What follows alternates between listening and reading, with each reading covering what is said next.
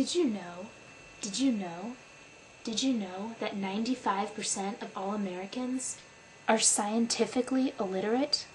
Scientifically illiterate. It's true. Now if you just believed me, there's a word for you. Gullible. That's right. You are gullible if you just believed me. And you're also susceptible to something else called religion.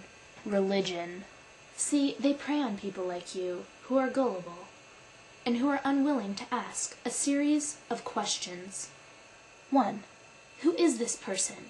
Are they a reliable source? And more importantly, can I find other sources that will back that up, that are also reliable? 2. Where did they get their data? Are they using a graph, which I saw recently on a commercial, that on the x-axis it labeled it time? What does time mean?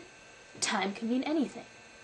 Time can mean 1 second, 10 years. And who did they do their study with? Was it with one person? Was it with 10 people?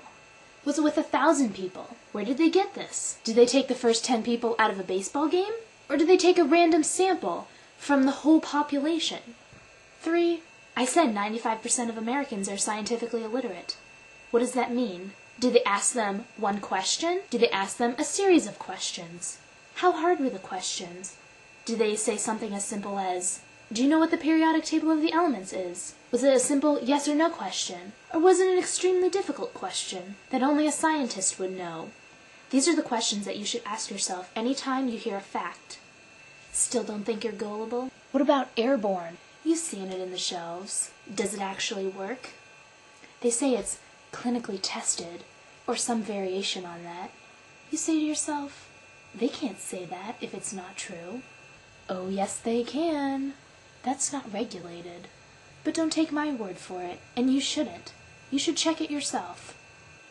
Ask questions, because if you can be gullible for something as silly as that little fact, you could be gullible for something a lot bigger, like religion. Check your facts. Please.